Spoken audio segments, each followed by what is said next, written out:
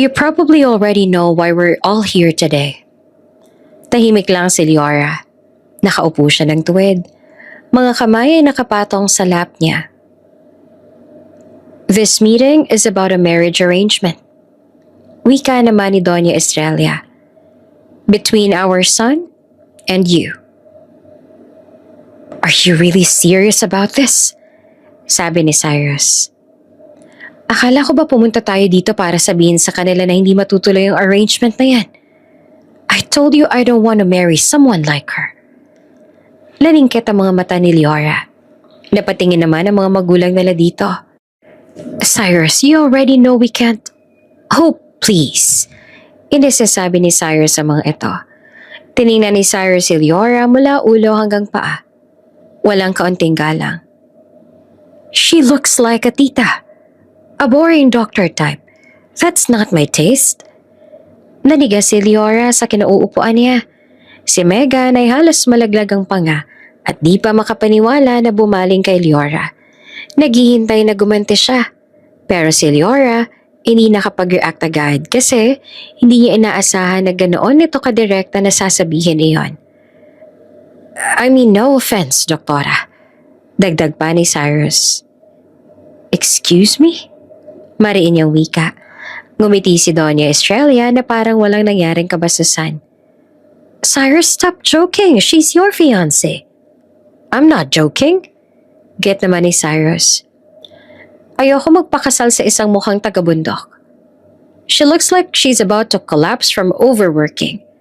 Can't even take care of herself anymore dahil puro trabaho lang kanyang inaatupag. If I'm going to marry someone like her, what kind of wife would that make her? Tumayo ang nanggagalaiti sa Inesa si Liora. I didn't come here to be insulted. Tumingin siya kay Cyrus. I don't even know you. And yet you think you have the right to judge me? Ngumiti si Cyrus sa malamig. Totoo lang naman ang sinasabi ko.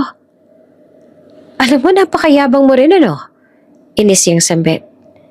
Eh sino ka ba sa akala mo, ha? Sa tingin mo ba gusto ko rin magpakasal sa'yo? Kung may choice lang ako, hindi rin ako magpapakasal sa isang kagaya mong napaka-arogante. Akala mo kung sino? Sa labis na ines na ramdaman, lumapit siya kay Cyrus at malakas ito sinampal, kaya ang magulang nila ay napasinghap sa gulat. Jerk! Angil niya sabay walk out. Bago ka pa lang sa channel neto, ibang kwento ni Ate Jane, istorya mo, ikwento ko. Huwag kalimutang pindutin ang notification bell at subscribe button.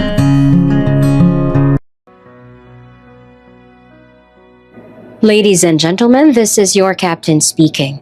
We are now beginning our descent and will be landing in the Philippines shortly. Please make sure your seatbelts are fastened. Pagbaba pala ng mga pasahero sa eroplano, sinalubong si Dr. Liora Sevilla ng mainit na polluted na hangin ng Pilipinas. Malayo sa malamig at mahamog na klima ng London na nakasanayan niya. Ang alinsangan, reklamo ng ilang mga pasahero. Grabeng Pilipinas, wala na talagang pinagbago. Parang araw-araw na lang lumalalang polusyon. Nakatayo siya ngayon sa tarmac. Hawak ang maliit niyang carry-on. Unang tingin mo pa lang sa kanya, ang mapapansin mo agad ay ang buhok na bahagyang magulo at mata na halatang kulang sa tulog. Para nga siyang bagong variant ng panda ngayon. Ang isang neuropsychiatrist at surgeon na kilala sa buong London bilang isang henyo sa larangan ng trauma at brain injury, ngayon ay mukhang sumabak sa digmaan. Paano ba naman? Ilang araw na siyang walang tulog dahil abala siya sa pag-research. Kahit nga kanina sa eroplano ay hindi man lang siya nagpahinga. Patuloy lang siya sa trabaho niya. Grabe, Liora. Natatawa na sabi ni Megan, ang best friend at siyaring personal assistant niya na nakasuot ng sunglass para maitago ang malaki at maitim na nitong eye bags dahil sa labis na puyat at pagod. Mukha ka nakipag-away at talo ka. I feel like I'm about to die. Kaunti na lang.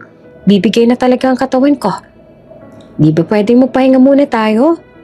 Nagsusumamo ang tinig ni Megan.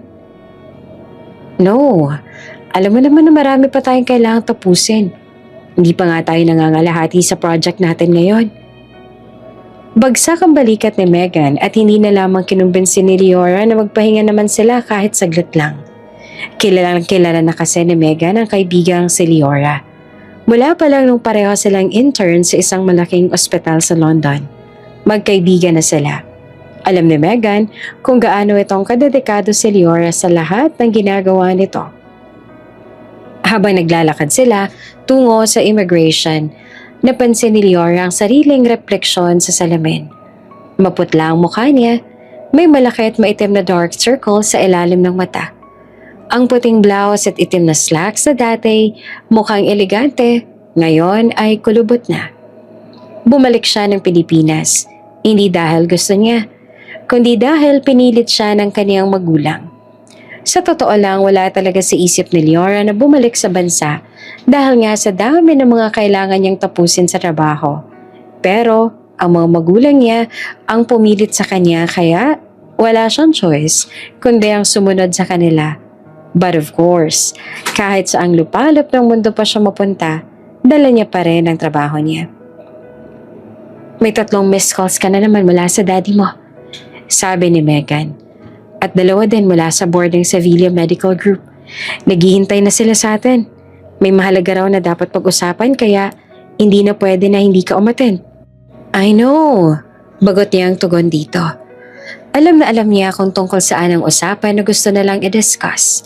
Paulit-ulit ba namang sinasabi yon at pinapaalala pa sa kanya ng kanyang mga magulang?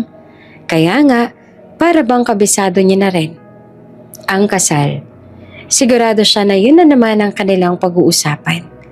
Isang business alliance, isang kontrata, isang pag-iisang dibdib na siyang mag-uugnay sa 2 makapangyarihang pamilya.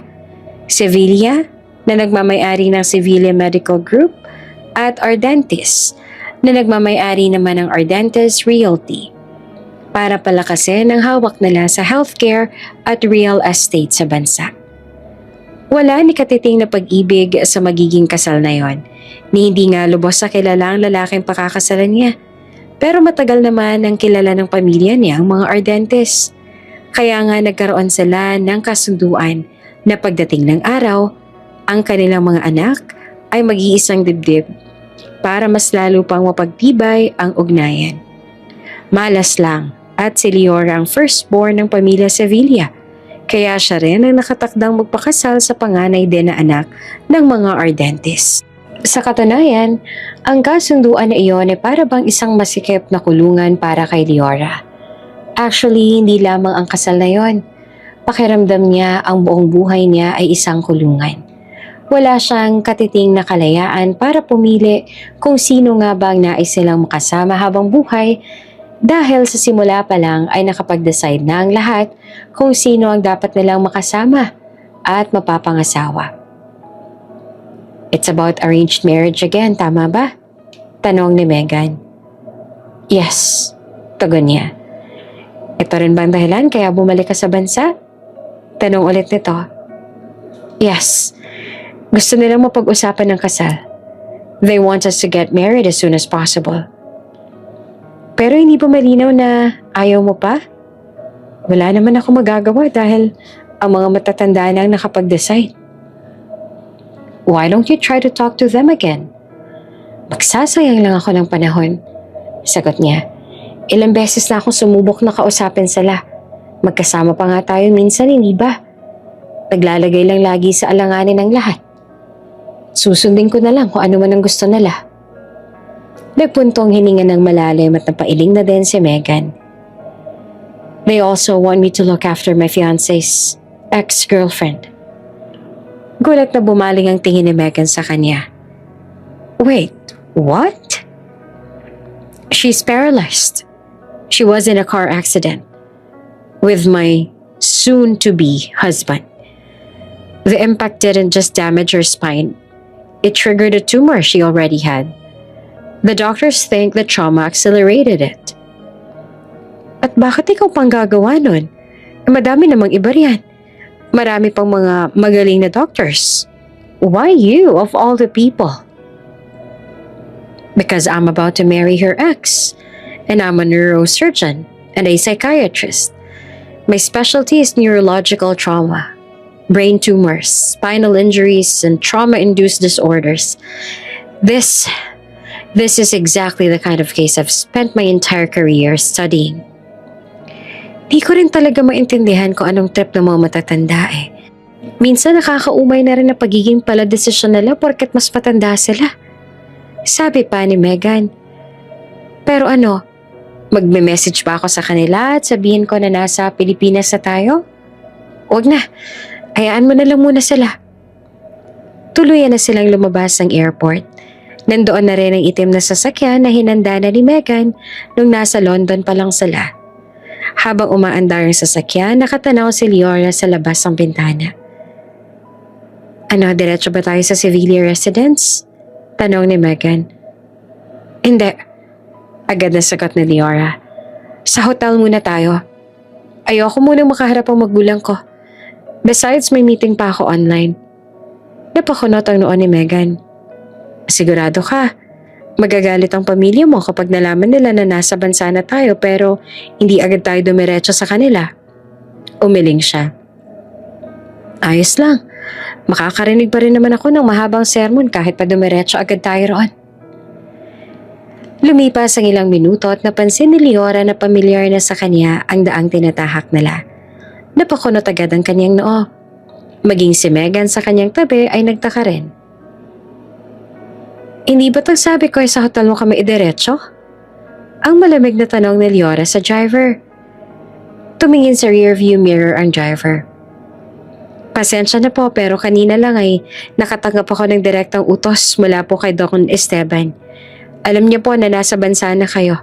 Kaya ang gusto niya ay doon na raw po muna kayo dumiretso, Doktora. That old man? Really? Naiinis sa bulong ni Leora. Naiinis si Leora sa buong biyahe. Pagod na pagod siya. Wala pa nga siyang ayos at para siyang sumabak sa digmaan. Tapos, haharap na naman siya sa sakit sa ulo.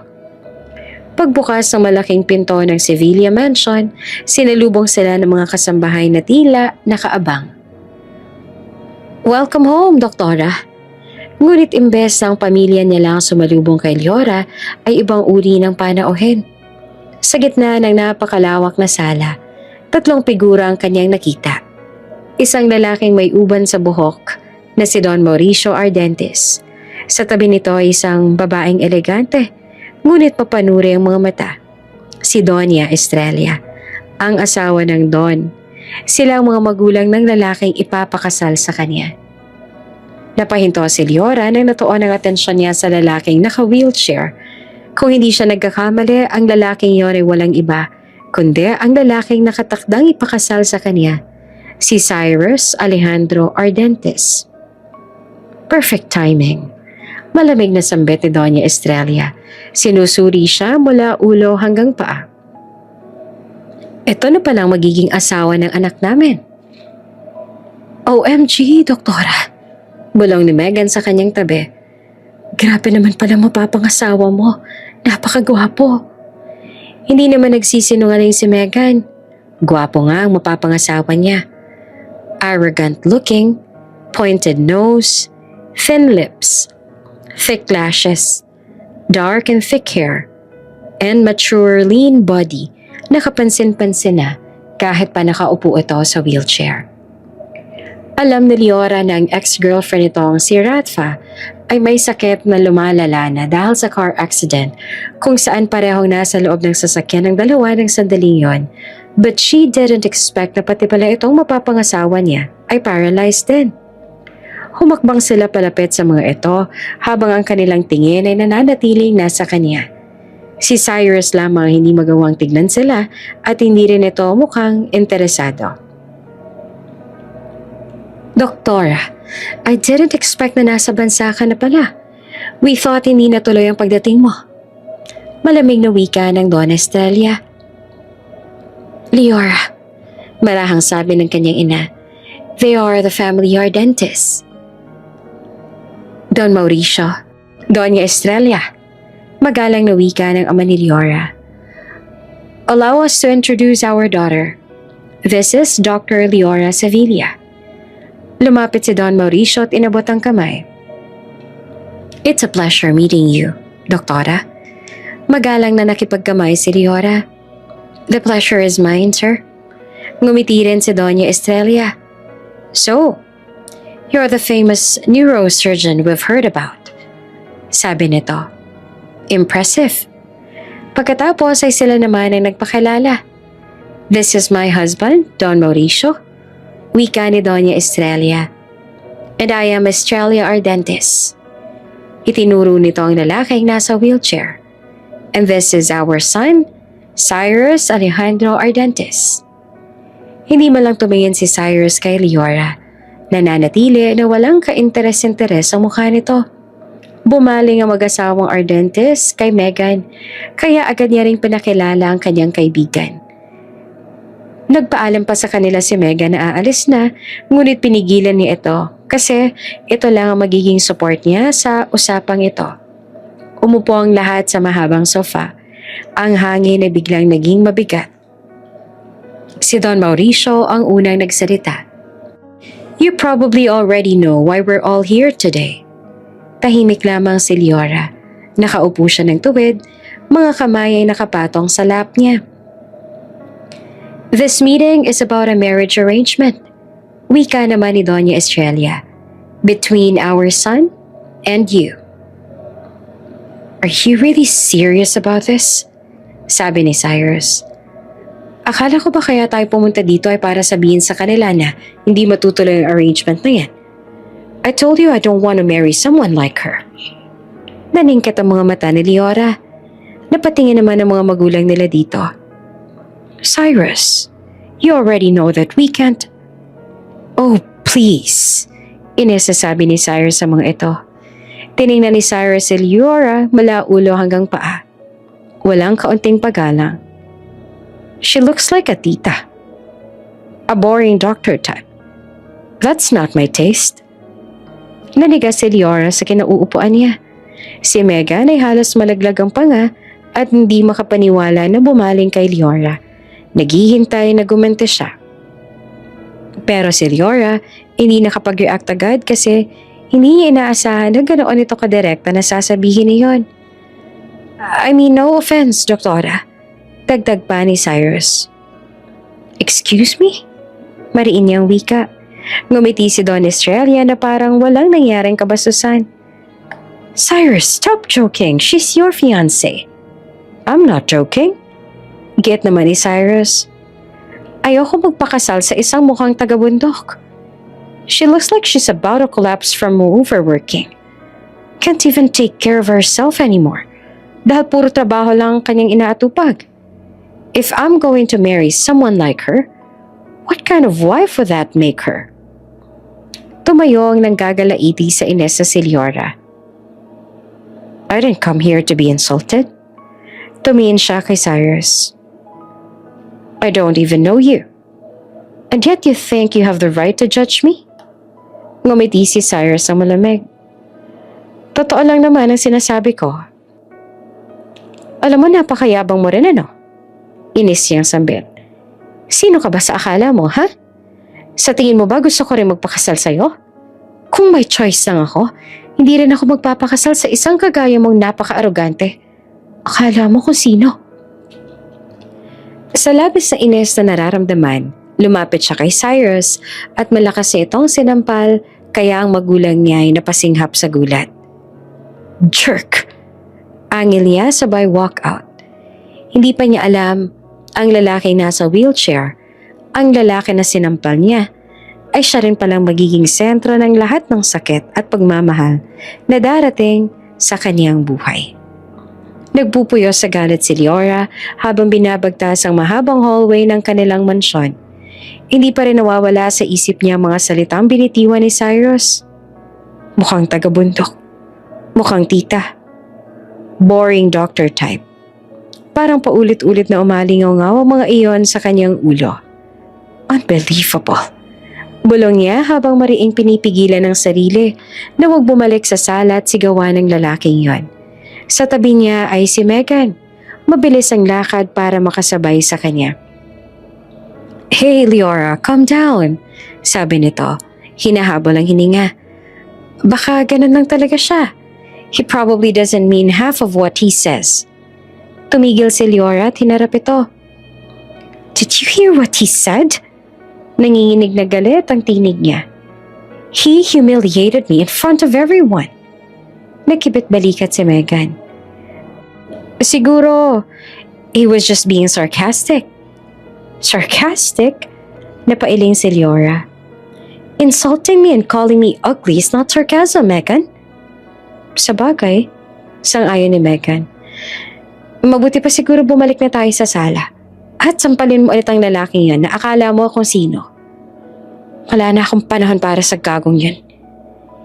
Hindi niya na hinintay ang sagot ng kaibigan at itinuloy ang paglalakad papasok sa kanyang kwarto. Pagpasok niya, agad niyang sinarado ang pinto at humarap sa salamin. At doon ay parang sinampal siya ng sarili niyang refleksyon. Pagod na pagod ang mga mata niya. Maputla ang balat. May halatang eye bags at magulong buhok. Is this really how I look? Mahina niyang bulong. Bigla niyang naintindihan kung bakit gano'n na naging tingin ni Cyrus sa kanya. Hindi naman dahil pangit siya, kundi dahil pagod na pagod siya sa mga gabing walang tulog sa ospital, sa mga operasyong inaabot ng madaling araw, sa mga research na lagi niyang pinagtutuunan ng oras. Sa mga buhay na kailangang iligtas kahit pakapalit nito ang sarili niyang pahinga. Great! Mapait niyang tawa. No wonder he thinks I'm some old boring tita. Pumasok si Megan sa silid at lumapit sa kanya. Marahang tinapik ang balikat niya. Hey, sabi nito na mahinahon. You don't look like a tita. Ang ganda-ganda mo kaya. Nung intern tayo, di ba? Pinagpipilahan ka ng mga doktor na gustong manligaw sa'yo. Tsaka kahit nung nagtatrabaho na tayo, marami pa rin may gusto sa'yo. You just look haggard. Kapag nakapagpahinga na tayo, babalik din naman ang mga alindog natin. Huwag mo na masyadong isipin ng lalaking yun, magpahinga na lang tayo para magsisi siyang tinawag kanyang tita. Pero kahit anong sabihin ni Megan, hindi pa rin bumababa ang galit sa dibdib ni Leora. Galit siya kay Cyrus. Galit siya sa sitwasyon. At galit siya dahil wala siyang magawa. Kasi kahit anong mangyari, napagdesisyon na ng mga matatanda ang kapalaran niya. Nang sumapit ang hapunan, pilit na inaayos ni Leora ang sarili. Nagpalit siya ng damit, inayos ang buhok at naglagay ng kaunting makeup. Ginising niya pa si Megan na nasa kama niya para kumain pero ayaw din itong kumain at matutulog lang. Mukhang bumabawi talaga sa ilang araw na wala silang matinong tulog. Pagdating niya sa dining hall, naroon ang kanyang mga magulang. Lumapit siya at umupo sa tabi ng ina. Mom, makalipas ang ilang sandali ay sabi niya, Can I talk to you and Dad? Nagkatinginan ng mag-asawa. Of course, anak. Sagot naman ng kanyang ama. Huminga ng malalim si Leora. Is there really no way to change your mind about this marriage? Napatingin agad ang kanyang ina sa kanya. Leora, Mom, putol niya. He insulted me earlier, in front of everyone. He humiliated me. Is that really the kind of man you want me to marry? Bahagyang tumahimik ang mga magulang niya. Napag-usapan na namin to. Wika ng ama niya sa mahinahong tinig. Everything has been arranged. But he was rude. Mariing sabi ni Leora. He doesn't even respect me. Ngumiti ang kanyang ina. Parang sinusubukang pag-aanay ng lahat. Cyrus was just being playful, anak. You know, men sometimes sarcastic. Playful? Sarcastic ang sabi niya. Calling me ugly and old is playful now? Napailing siya at napairap. So this is it. I just have to accept everything? Leora, napagkasunduan nito. Pasasaan pa't magkakasundo rin kayo ni Cyrus. Ngayon lang yan kasi hindi niyo pa lubos kilala ang isa't isa. Hindi pa rin humuhupa ang inis sa dibdib ni Leora. Kahit ilang araw nang lumipas mula nang insultuhin siya ni Cyrus. Sa tuwing naiisip niya ang malamig at mapang-uyam na titig ng binata, mas lalo lang siyang naiinis rito. Ipinikit niya ang mga mata at marahang huminga. Kalma, bulong niya sa sarili. You're a doctor. Not a high schooler. Nasa oras ka ng trabaho. Hindi mo kailangang mainis sa ungas na yon. Just focus on your work. Pero kahit anong pilit niyang maging profesional, hindi pa rin talaga nawawala sa isip niya ang lalaking yon. Nanggigigil pa rin siya sa binata. Kinabukasan ay ang araw na makikilala niya na si Rafa. Pagpasok niya pa lang sa gilid, agad niya nakita ang isang babae sa wheelchair. Matangos ang ilong, makinis ang balat, matatalim ang mga mata. At ang mga matang iyon ay tila kaya kang husgahan hanggang sa kaibuturan ng kaluluwa mo. Napaka-intimidating pa rin ang itsura ng babae habang diretso ang tingin sa kanya. May bonnet ang babae sa ulo. Ang isa nitong kamay ay bahagyang nanginginig habang awak ang armrest ng wheelchair. So, this is her. Sabi niya sa kanyang isipan. Si Rafa, ang ex-girlfriend ni Cyrus. Lumapit dito si Leora at ngumiti pa siya dito kahit na parang hindi naman masaya ang babae na makita siya. Hello, magalang niyang sabi. I am Leora. I'm the doctor assigned to check on you.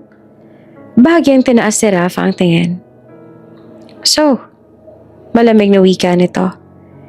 You're my Cyrus soon-to-be wife. Tumango si Leora. Yes. Mula ulo hanggang paa siyang tiningnan ni Rafa. Mabagal, mapanuri. Para bang sinusukat ang halaga niya bilang babae, bilang tao, bilang kapalit. Parang may mali siyang nagawa kahit wala naman sa uri ng tingin nito sa kanya. Pero hindi niya iyon pinansin pa. Sa halip mas pinili niyang ituon ng pansin sa mas mahalaga, which is ang kondisyon ng babaeng nasa harap niya.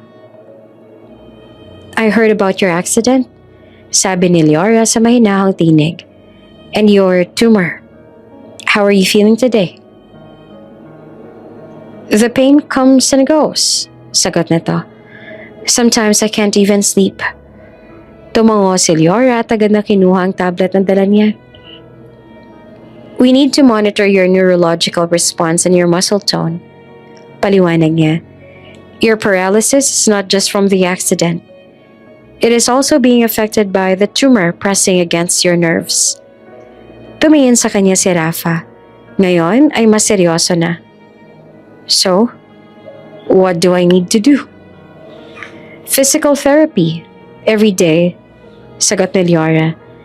And we need to make sure your medications are properly adjusted. I also want to check your recent MRI results. Tahimik na nakamasid si Rafa sa kanya at nananatili naman na profesional ang kilos niya. Hindi siya bitter na kaharap niya ang ex ng kanyang mapapangasawa. In fact, she doesn't care at all. Ang iniisip niya lang, ang patient ito ay kailangan ng alagaan just like the rest of her patients before. Hindi kailanman ginusto ni Leora ang gabi ng engagement party. Kung tutuusin, gusto na lang sana niyang manatili sa loob ng silid niya. Nakasuot ng maluwag na damit. Hawak ang isang tasa ng kape at magbasa ng medical journals. Ayaw niya nga sana na makita ulit ang lalaking yon. At ayos lang din naman sana sa mga sibilya na wala ng engagement party ang gaganapin kasi ikakasal din naman sila. Pero hindi iyon ang mundo ng mga Ardentes. Mga sosyal ang pamilya Ardentes. Galante at sanay na lahat ng bagay ay kailangan nilang sa celebrate. Hindi ka pwedeng hindi pumunta, mariing sabi ni Megan habang hawak ang isang hanger na may damit. Two powerful families are watching you. If you don't show up, it will be an embarrassment. Honestly, I don't care. Pagod na sagot ni Leora. Nakaupo sa harap ng salamin, nakatali pang buhok at may eye bag sa ilalim ng mata. I was on duty for 36 hours straight, Meg. Humarap sa kanya si Megan at inilapag ang mga damit. But I care. Ayoko mapahiya ka, no? I mean, I'm not just your best friend. I am also your assistant. Kailangan ma-maintain natin ang perfect status mo. Pilit nito. And you will not face the arrogant man looking like you just came out of an operating room? Napapuntong hininga si Leora. Why are you even helping me? I'm being forced to marry someone who called me mukhang taga-bundok. Exactly, sagot ni Megan. So tonight, we will show him what a tita looks like. At nagsimula ang operasyon, hindi sa ospital, kundi sa silid ni Leora. Ilang oras ang pag-aayos. Hair treatment, skin prep, makeup. Pumili sila ng gown na simple lang pero elegante. Hindi sobrang flashy. Just enough para makomplement palalo ang kaniyang ganda. Habang inaayos si Megan ang buhok niya, tahimik na napatingin si Leora sa sarili sa salamin. Hindi na siya mukhang pagod. Hindi na siya mukhang haggard. Kahit siya ay namangha sa sarili dahil sa sobrang ganda niya ngayon. Hindi lang talaga magaling na assistant ang kaibigan niya. Hindi lang din ito basta supportive. Sobrang galing din mag-makeup. Nagmukha nga siyang may maayos na tulog dahil sa talent nito. You look like someone from a movie. Bulong ni Megan. Sobrang ganda mo. Pang main character ang dating, nako. Pag nakita ka ng fiancé mo mamaya, magsisisi talaga yon na tinawag kanyang tita. Hindi naman na sumagot si Leora, pero sa loob-loob niya, may kakaibang kaba. Maliwanag ang buong ballroom nang dumating sila. Kristal ang mga pailaw. Puti at ginto ang tema. Nandoon ang mahalagang mga panauhin nila. Mga pinakamayaman, pinakamakapangyarihan at pinakamaimpluwensyang mga tao sa lungsod. Sa harap, hawak ang ama ni Cyrus ang mikropono. Ladies and gentlemen, masigla nitong wika. Thank you for joining us tonight. This evening marks a very special milestone for the Ardentes family. Nagpalakpakan ang lahat. My son, Cyrus Alejandro Ardentes, our firstborn, the one who will carry the legacy of our family business. Nakangiti si Cyrus sa gilid. May kumpiyansang postura. His siblings have chosen their own paths. Patuloy pa ng ama nito. But Cyrus chose to stay. He chose to shoulder the weight of our family. And such a path is not meant to be walked alone. Nagkaroon ng bahagyang bulungan sa loob ng ballroom. That is why, ngumiti ang MC. We believe he deserves someone who will stand by his side. Someone who will walk with him through every triumph and every storm. Tumigil ang musika. Ladies and gentlemen, allow me to introduce the future Mrs. Ardentes. Bumukas ang pinto at pumasok si Leora. Tahimik ang buong ballroom. Sa isang iglap, nakatitig lang sa kanya. Ang bawat hakbang niya ay nakakaagaw ng pansin ng mga naroon. Ang bawat galaw niya ay elegante. Ang suot niyang gown ay tila hinabi pa mismo para sa kanya.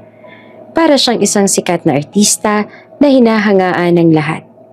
Maging si Cyrus ay napatingin. Wow! Mahina nitong nasambit nang makalapit na siya dito. You look extra beautiful today. Pero ang naiinis sa si Leora ay inirapan ng ito. Ang lakas kasi ng loob nito na purihin siya. Matapos siya nitong sabihin na mukhang taga-bundok nung una nilang kita. Magkatabi silang dalawa sa entablado. Si Cyrus ay nasa wheelchair pa rin ito habang si Leora naman ay nakatayo sa gilid. Please, welcome our future couple. Masayang wika ng ama ni Cyrus. Nagpalakpakan ng lahat. Kinuha ni Cyrus ang mikropono. We are honored to be here, sabi nito. And we thank everyone for celebrating this moment with us. Pagkatapos ay naabot niya ang mikropono kay Leora. Huminga naman ng malalim si Leora bago magsalita. Good evening. Mahinahon niyang wika at nagbigay din ng speech para sa lahat ng dumalo sa engagement party nila. Pagkababa nila mula sa entablado, nakaantabay pa rin si Leora sa wheelchair ng kanyang fiancé. Nakangiti pa. Tila ba isang perpektong couple sa paningin ng lahat. Sa paningin ng lahat, Napakaromantiko nilang tignan. Ngunit si Leora, parang gusto na sa bunutan ng mapapangasawa dahil sa Ines. Habang nasa gitna sila ng mga bisita, sunod-sunod ang bati ng mga ito sa kanila. Oh my! You two look stunning! What a perfect match! Ngumiti naman silang dalawa sa mga ito at saka nagpasalamat. Your children will surely be beautiful. Biglang sabi pa ng iba. Of course, sigurado ako magmamana silang lahat sa mapapangasawa ko. Sagot naman ni Cyrus, sabay baling sa kanya na nang aasar ng tingin.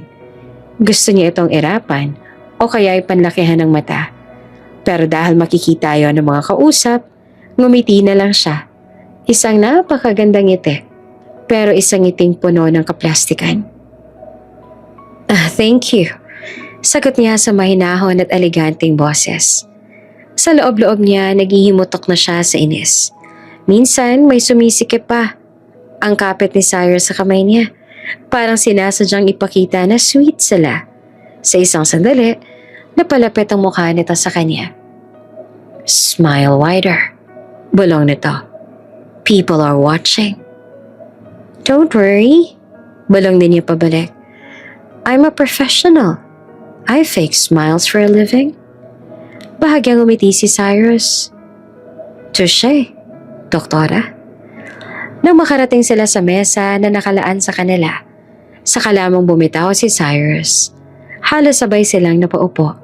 Tila parehong napagod sa palabas ng ginawa nila. Tahimik muna sila ng ilang saglit pagkatapos ay nagsalita si Cyrus. I didn't know you could look like that. Dahan-dahang lumingon si Leora sa katabi. At that? I mean, wow. From mukhang taga-bundok to movie star. Agad siyang napaidap. You really know how to be sarcastic, don't you? Umiling si Cyrus at may bahagyang ngiti. No, I'm serious. Wow, thank you. Tuyo niyang sagot. From someone who insulted me in front of two powerful families. That really means a lot. Bahagyang napatawa si Cyrus. Relax, doktora. I was just being honest. You're different tonight. Different? Or just not exhausted from saving people's lives for once? Nagkibit balikat ito. Still, you look good. Nagkatinginan sila sandali. At sa isang iglap, may kakaibang katahimikan at spark sa pagitan nila. Pero agad yung binasag ni Leora. Get used to it, Mr. Arrogant. Matigas yung sabi. Maganda talaga ako. Noon pa. Bulag ka lang talaga. Kaya hindi mo yun napansin. Or probably, may tama rin ang utak mo. Sa kabilang dulo ng mesa, napapailing na lang ang mga magulang nila. Si Doña Estrella ay huminga ng malalim. Those two, bulong nito. They look like they're about to either kiss or start a war. Si Don Mauricio ay bahagyang tumawa. At least, they're talking. So, doktora, sabi ulit ni Cyrus, are you going to keep glaring at me all night or are you going to pretend you like me for at least 3 hours? Ngumiti naman si Leora. Isang ngiting may halong pang-asar. 3 hours is a lot of pretending. Kapag ikaw ang kasama ko, makakalimutan ko kung paano umarte. At gusto ko lang ay kalbuhin ka.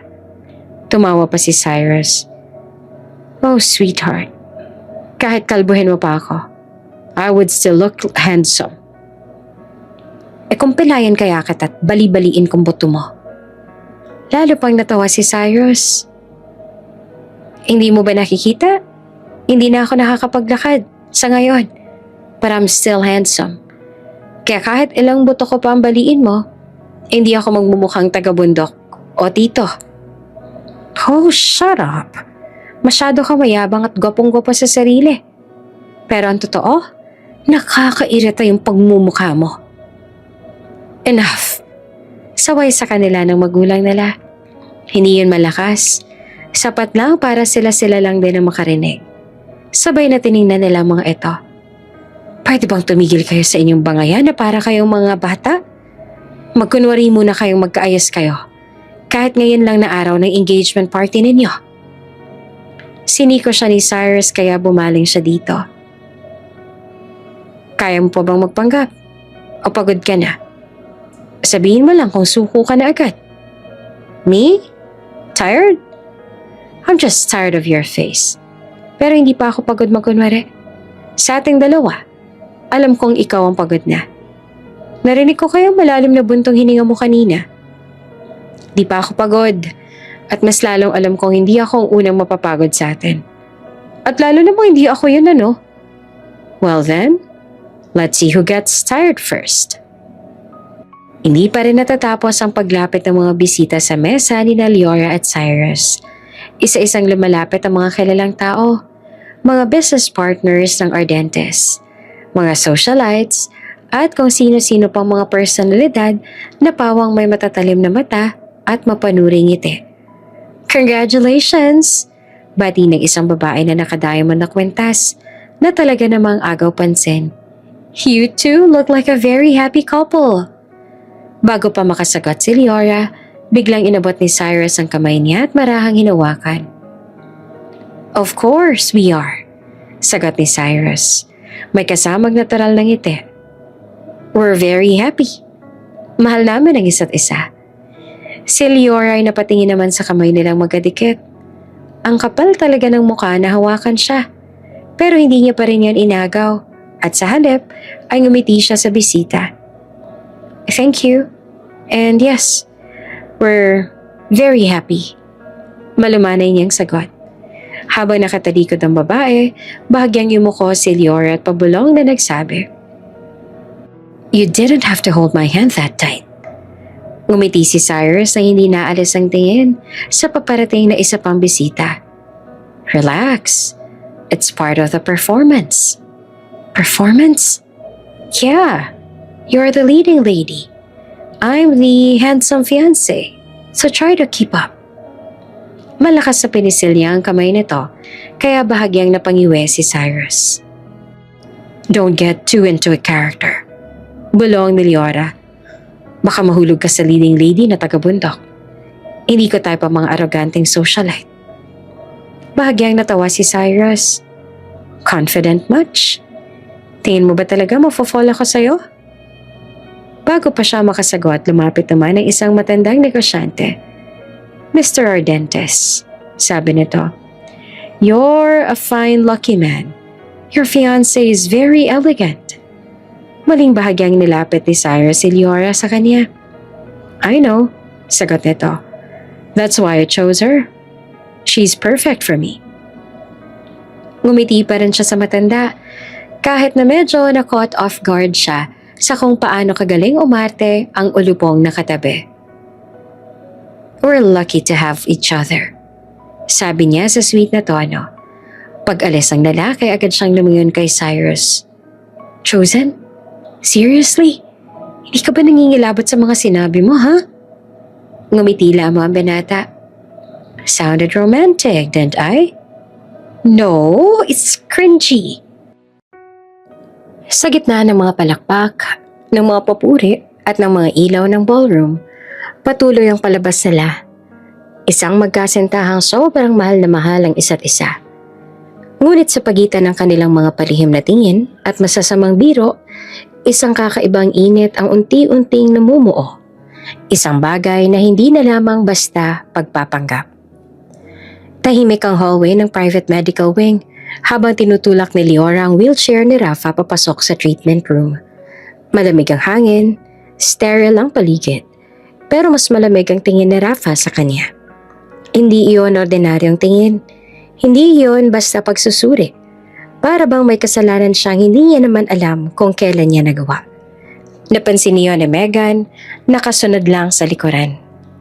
Doc, pabulong nitong sabi habang nakatalikod si Rafa. Bakit parang kung nakamamatay lang ang tingin ay kanina ka pa pinaglamayan base sa tingin sa'yo ng babaeng yan? Bahagya namang umiti si Leora. Hayaan mo na, sagot niya ng mahina.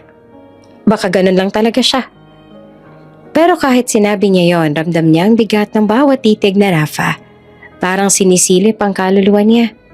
Parang hinuhusgahan siya ng isang laban na hindi naman niya pinasukan. Matapos ang gamutan, naiwan silang dalawa sa isang maliit na waiting area.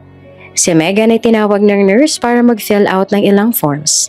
Kaya sila muna ni Rafa ang magkasama. Tahimik sila nung una hanggang si Rafa na ang unang nagsalita. You know, malamig nitong sabi. I still have feelings for Cyrus. Napakurap si Leora. Wow, diretso agad. Too bad, dagdag ni Rafa. He's getting married. Bahagyang napairap si Leora sa loob-loob niya. Too bad? You can have him if you want. I'd even give him to you with a ribbon. Pero sa halip na sabihin ang nasa isip niya, ay ngumiti siya ng pilit. I see, sagot niya. Tumango si Rafa, seryoso. Just take care of him, sabi nito. He's very nice. I know he will love you. He will take care of you. May bahid ng pait ang bawat salita nito. Ngunit si Leora, isang ngiting may bahid ng sarkasmo. Of course, sagot niya. I will take care of my husband.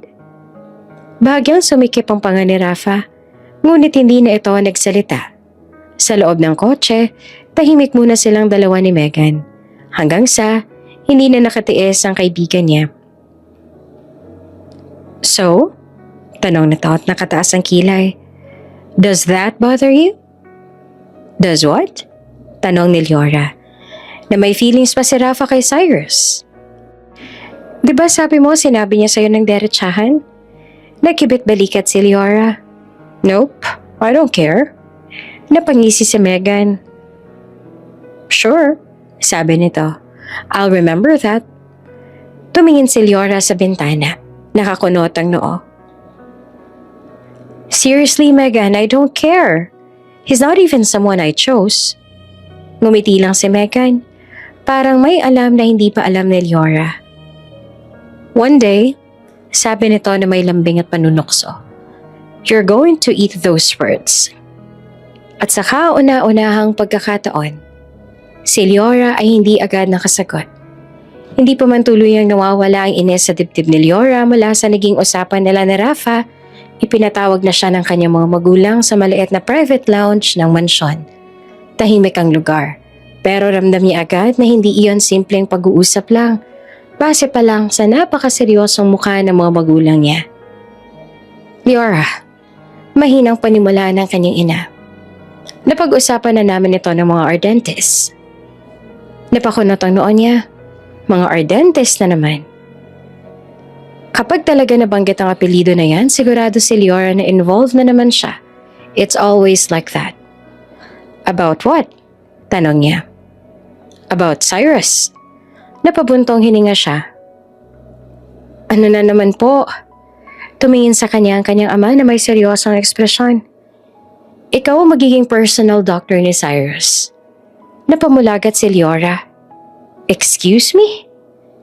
You will also take care of him. Dagdag ng kanyang ina. Just like how you take care of Rafa. Parang may sumabog sa loob niya. Hindi pa ba sapat na ako ang doktor ng ex-girlfriend ng fiancé ko? Hindi niya na napigilang sabihin. Ngayon pati siya? Pati ang lalaki ng insulto sa akin sa harap ng lahat? Leora, Mom, Dad, putol niya. Hindi po ba ninyo naisip kung gaano ka-weird at ka-unfair yun? I mean, it's already weird na ako ang doktor ng ex-fiancé ko. Tapos now, magdedesisyon na naman kayo na ako ang maging doktor ng lalaking yon? Nagpalitan ng tingin ng kanyang mga magulang.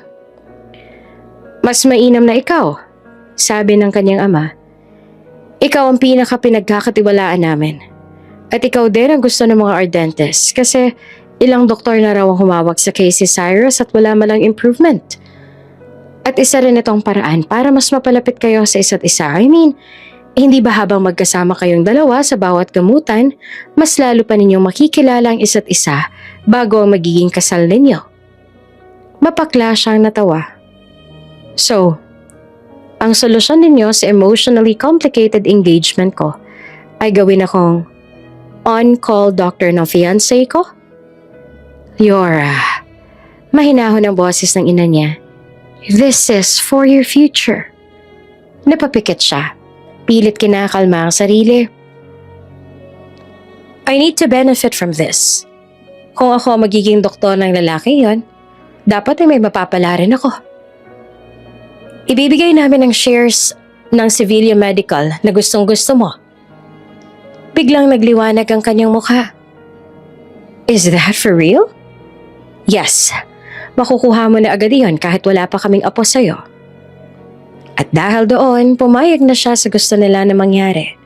After all, hindi lang sila ang magbe-benefit sa gusto nila, kundi siya rin.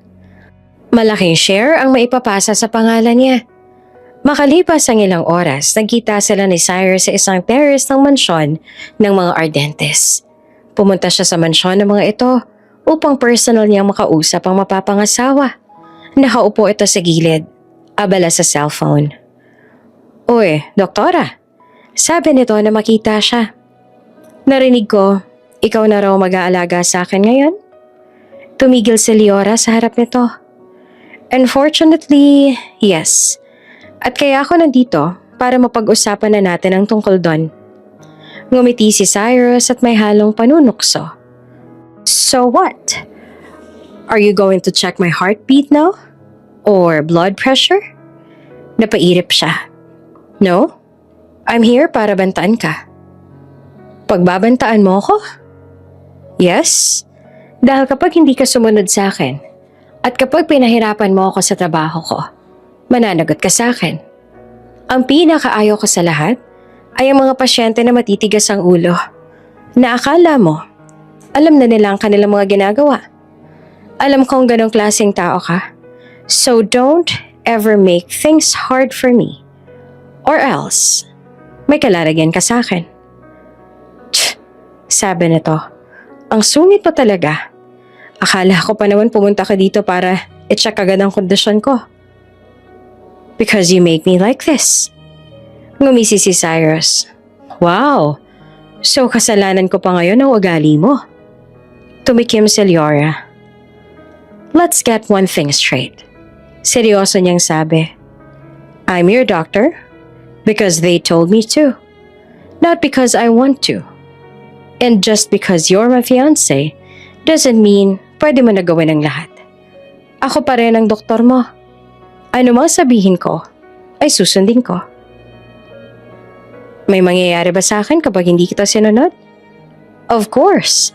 And probably, mas malala pa sa aksidenteng nangyari sa inyo ng ex mo. Sa halip na mainis ito, sa kanyang sinasabi, tumaas na talaga ang sulok ng labi nito. Wow!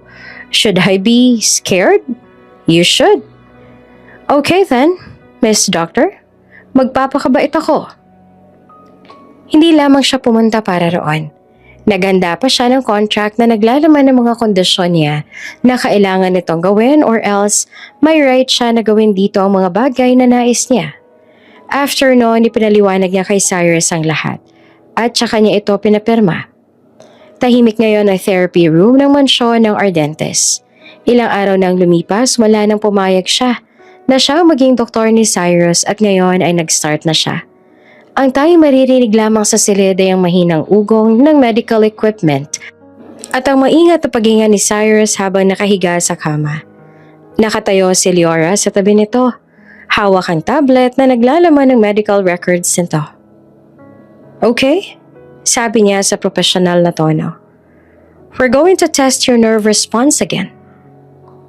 Doktora, kung sasabihin mo na naman na relax, I swear, relax. Mabilis siyang putol. Napatingin sa kanya si Cyrus. Ines pero walang nagawa. Paano mula nang dumating siya kanina, wala siyang ibang sinabi kay Cyrus kundi ang word na relax. Kahit pa hindi naman ito mukhang kinakabahan. Sa isip naman ni Cyrus ay para itong bata kapag sinasabi iyon ni Liora kaya naiinis itong marinig iyon ng paulit-ulit. Dahan-dahan niyang pinisil ang iba't ibang bahagi ng binti nito mula tuhod pababa. Pinag-aaralan ng kahit anong reaksyon mula dito. Can you feel this? Tanong niya. Barely, sagot nito. Here? Nothing. Napakunot ang noon ni Leora. Ang resulta ay pareho pa rin ng dati. Wala pa rin nagbago kahit nag-run na sila ng tests at may nerve damage. Pero hindi naman total. Ibig sabihin, may pag-asa pang makapaglakad ulit ito. Tumayo siya ng tuwid at nag-type sa tablet. The impact from the car accident caused trauma in your lower spinal nerves. Paliwanag niya. That's why you lost control of your legs. But the good news is, may chance na makapaglakad ka pa ulit. I know ilang beses mo na yung narinig mula sa mga past doctors mo, pero gusto ko na marinig mo pa rin yan mula mismo sa akin. Since I am your current doctor. Nilingon niya ang tinatamad na ekspresyon ni Cyrus at patuloy na nagpaliwanag. With long-term medication, physical therapy, and probably surgery if needed, you can walk again. Hindi na nagsalita si Cyrus, ngunit sa mga mata nito, may kumislap. Hindi man ito bigkasin na alam ni Leora na masaya itong marinig mula sa kanya na may chance pa na makapaglakad ulit ito. Your family is willing to do everything, dagdag ni Leora. And honestly, so am I. Bilang doktor mo, gusto ko na makapaglakad ka ulit. Kaya para magawa natin yon, kailangan mong makipag-cooperate sa akin. And I promise we'll do everything para bumalik sa dating liksin ng mga binti mo. Napatingin sa kanya si Cyrus, tila na bigla. Really? I'm your doctor. Mabilis siyang sabi, halatang iniiwasan ang tingin nito. Don't read too much into it. Ngumiti si Cyrus ng bahagya. Kinagabihan nasa study room si Leora, napapalibutan ng mga medical journal, x-ray at mga report ng aksidente ni Cyrus. Pinag-aralan niya hindi lamang ang kondisyon nito kundi pati na ang mga detalye ng aksidente. 2 people in the car. Cyrus Ardentis, Rafa Venegas. Bakit? Bulong niya sa sarili. May mga tanong na naglalaro sa isip niya at isa na roon ang tanong kung bakit kaya naghiwalay ang dalawa after that accident. Napabuntong hininga siya at isinara ang isang folder. Hindi niya maaaring itanong iyon kay Cyrus. Hindi iyon tama. Hindi iyon profesional. At baka kung ano pang isipin ng binata. Feeler pa naman. Kaya kinausap niya si Megan kinabukasan tungkol sa mga tanong na bumabagabag sa kanya. Kahit na alam niyang wala namang direktang sagot na mabibigay sa kanya si Megan, ang mahalaga ay makausap siya kasi binabagabag talaga siya nito. Sa tingin mo pa talaga? Na fall out of love lang sila? Tanong ni Leora habang nagkakape sila sa hardin. Iyan kasi ang sabi ni Megan na maaaring dahilan raw kaya naghiwalay ang dalawa. Baka raw napagtanto nila na hindi na nila mahal ang isa't isa sa kabila ng kanilang pinagdaanan, kaya sila naghiwalay. Pero hindi niya naman magawa na paniwalaan iyon. Nagkibit balikat si Megan. Possible. People change, you know. Accidents change people. But Rafa said she still loves him. Then maybe one-sided lang? Baka si Cyrus lang nawala ng feelings, si Rafa ay nakakapit pa rin pero si Cyrus ay bumitaw na. Napatingin si Leora sa kawalan. Or maybe, something else happened. Tulad ng?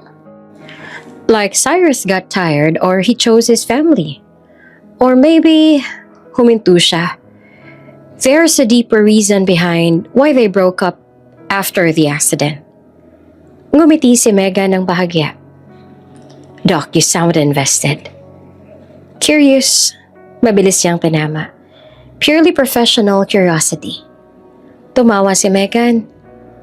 Sure na para bang trabaho rin ng mga doktor na alamin kung anong cause ng breakups ng pasyente niya. What are you trying to say? Wala naman, ang akin lang ay ayos lang naman kung curious ka at gusto mong malaman ng mga bagay-bagay about them. Lalo na about Mr. Ardentis kasi fiancé mo naman siya. Nagets niya kung anong gustong sabihin ni Megan. Sure siyang iniisip nito na kaya siya curious dahil nagsiselo siya o kaya naman ay protective siya sa kanyang mapapangasawa. At ayaw niya na may kahit anong connection pa ito sa ex-girlfriend nito. At kaya gusto niya na malaman ang cause ng kanilang paghihiwalay para alam niya rin kung gaano iyon kalalim at kung may sapat bang dahilan ng fiancé niya para hindi na ito balikan pa. Sure, hindi talaga yon ang nasa isip niya. Ngunit sa loob-loob ni Leora, alam niyang hindi natutugma sa kwento ni Cyrus at Rafa. At habang mas lumalalim ang pag-aalaga niya sa kondisyon ni Cyrus, mas lumalalim din ang kanyang mga tanong. Mga tanong na balang araw ay maaaring sumabog at baguhin ang lahat. Tahimik ngayon ang buong therapy room, maliban sa mahinang paggalaw ng wheelchair ni Rafa at sa tunog ng mga gamit medikal na inaayos ni Leora. Okay, Rafa, sabi ni Leora sa profesional na tinig. We'll do light stretching today. Maingat niyang inangat ang braso na Rafa.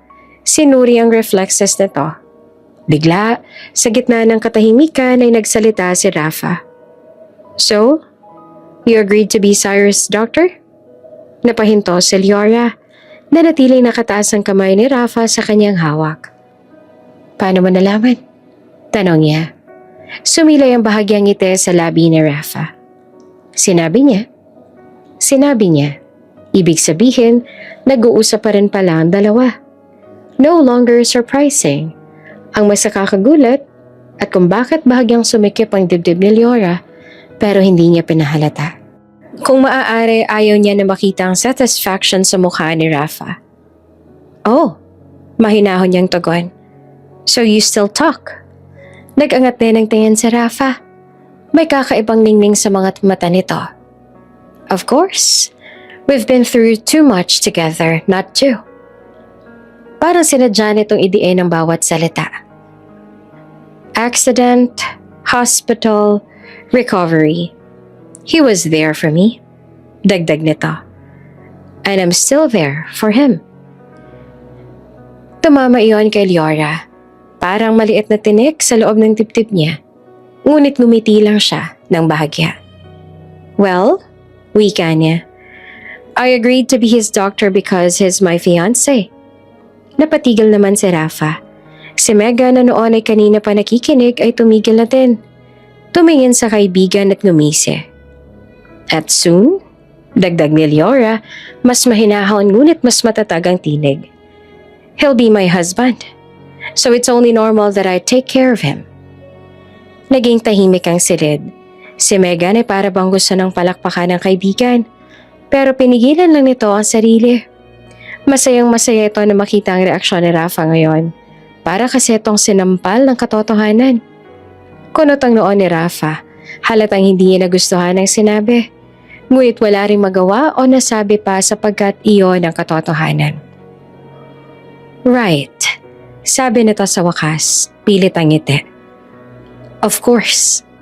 Ibinaba ni Leora ang kamay ni Rafa at pinagpatuloy ang therapy na parang walang nangyari. Ngunit sa loob niya, may iba siyang naramdaman. Isang kakaibang kirot. Isang hindi niya kayang pangalanan. Alam mo, feel ko talaga. Balak pa ng babae na yun na agawin ng fiancé mo. Gusto niya siguro naguluhin kayong dalawa kaya gano'n na lang ang trato niya sa'yo. Sabi sa kanya ni Megan habang kumakain sila ng lunch. Buti nga sa kanya at sinampal mo ng katotohanan na ikaw pa rin ang pakakasalan ni Mr. Ardentes at siya ay ex na lang. Okay lang naman kung agawin niya sa akin ng lalaking yun. Mas mabuti pa nga yun para naman di na matuloy ang kasal. Tinikom na lamang ni Megan ang bibig pero lihim itong napapangiti at iling. Gabi na nang lumabas si Leora at Cyrus para sa una nilang date. Mula nung sila nga ay naging mag-fiancé, syempre, ang mga magulang nilang pasimuno nun para naman daw may mga moments silang dalawa together before ang kasal nila. At dahil parang protocol na iyon, wala siyang choice kundi ang pumunta.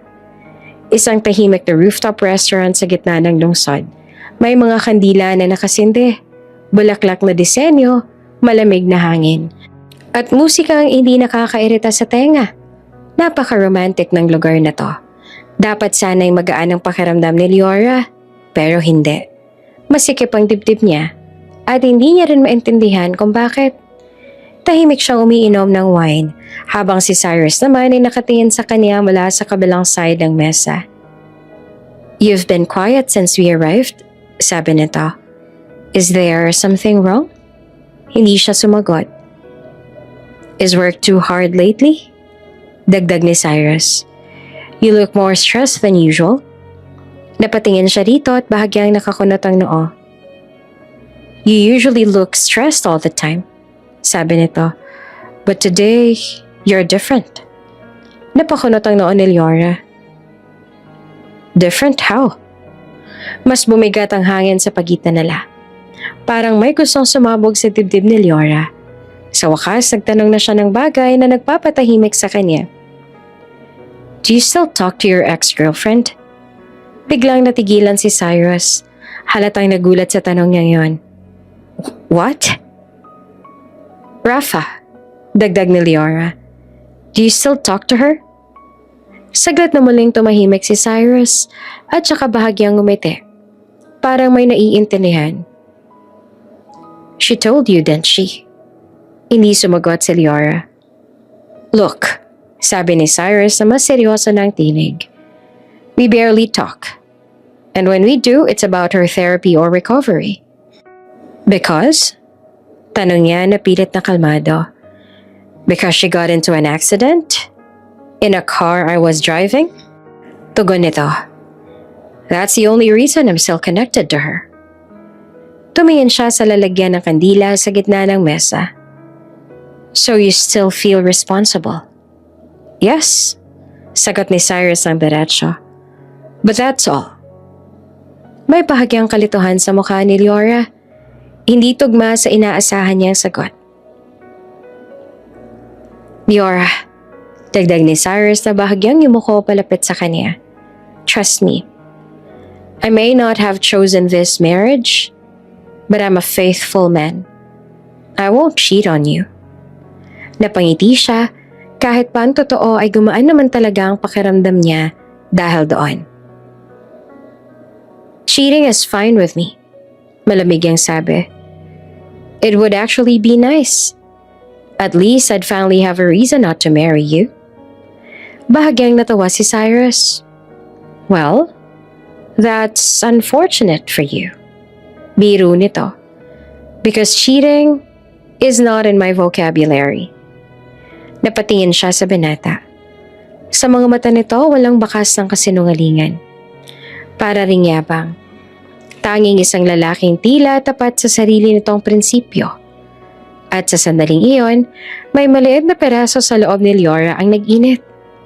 Kung ganon, kung talagang faithful at mukhang may prinsipyo naman ang mapapangasawa niya, bakit sila naghiwalay ni Rafa?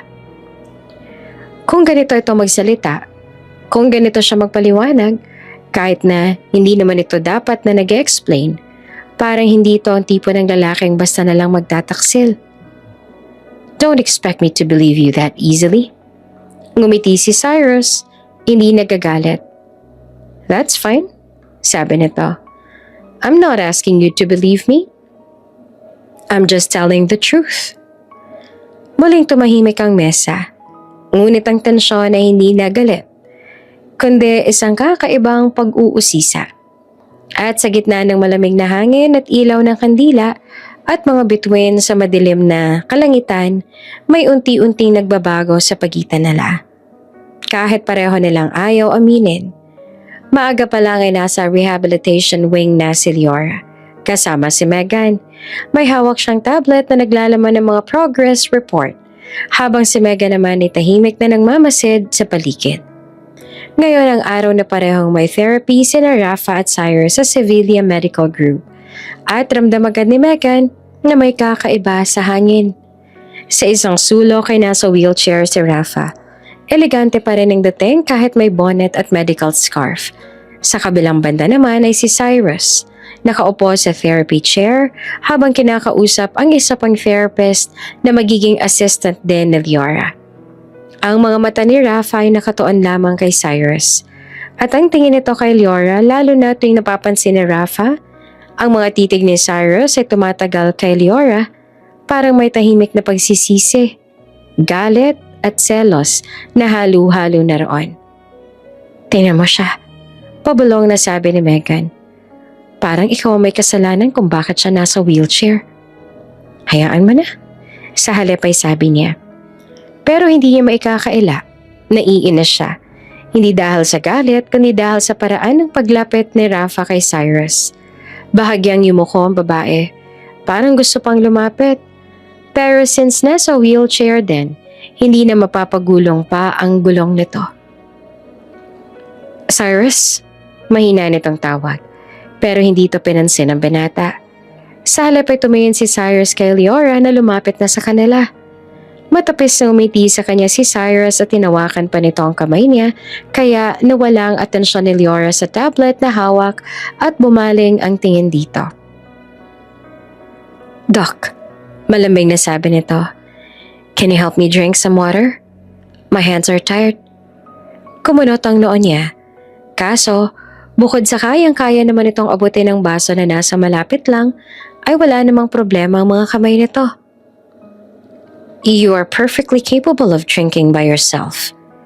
Ngumuso si Cyrus. But I like it better when you do it. Napairap dito si Leora. Halatang inis, pero inabot pa rin ang baso at inialok sa kanyang fiancé. Sa gilid ay biglang natahimik si Rafa at nakamasid lang sa kanila. At napangiti ng palihim si Cyrus. Oh, my wife's so caring.